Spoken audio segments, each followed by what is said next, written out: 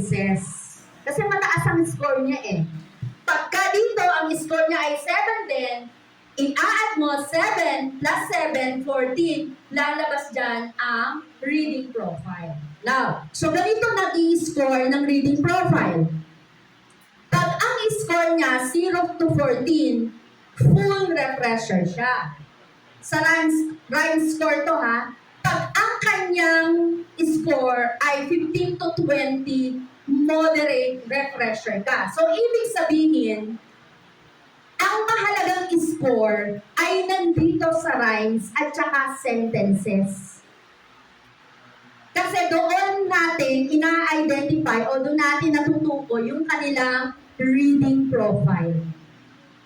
Nakukuha niyo ang ibig sabihin? Oo. Yung task 1, lahat gagawa. Pero hindi lahat pupunta sa rhymes, hindi lahat pupunta sa sentences.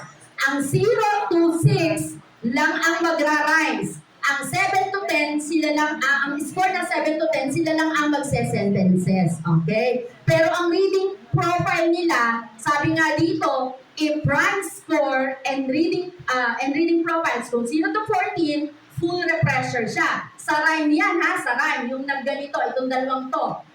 Dito yun, kung ang score nila ay 0 to 14, full refresher, to 15 to 20, moderate refresher. Pagdating sa sentence score, itong score ni task 1 at si sentence total, yun yung magiging score. Kung 7 to 16, light refresher. Kung 17 to 20, grade ready. Now, hindi na kayo mahihirapan dyan kasi doon sa score sheet na ibibigay sa inyo, automatic lumalabas ang reading profile.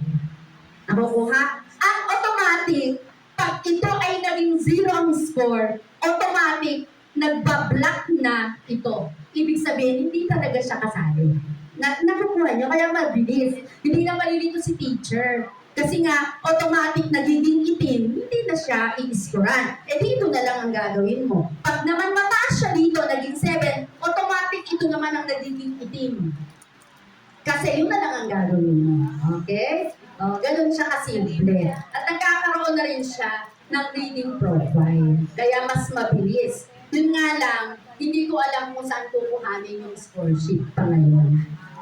Wala pa. Okay? Yun ang susunod na kabanata.